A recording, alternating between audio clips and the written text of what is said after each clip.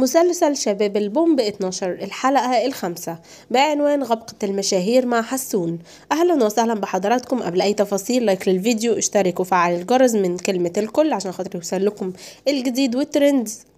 منذ لحظة إعلان فيصل العيسي يوم أمس أن حسون مشارك في الحلقة الخامسة من شباب البومب 2024 والجمهور متحمس وبالانتظار الحلقة. بشكل عام كانت عن الأجواء رمضان التي وصفها المتابعين بأنها تعكس يومياتنا في رمضان.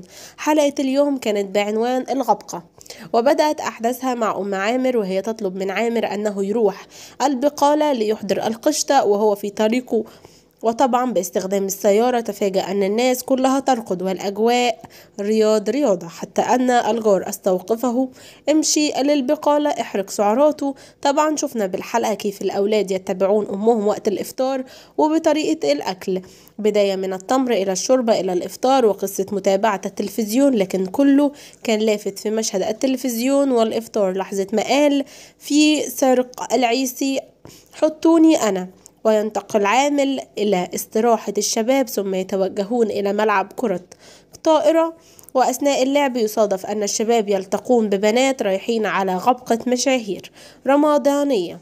وطبعا بعد الأخذ والرد كون سيارتهم مسكرة على سيارات البنات يطلب عامر منهم دعوة أيضا ليعيش أجواء الغبقة، لكن لم يفهم القصة. وتنتقل الأحداث إلى مكان الغبقة التي تدمن المشاهير، وفيها نرى الأجواء وحسون والترحيب الحار به.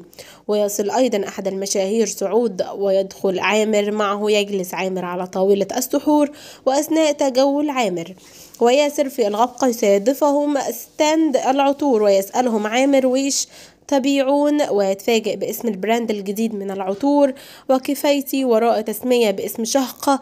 والفكرة أنه كان ما تشم تعرض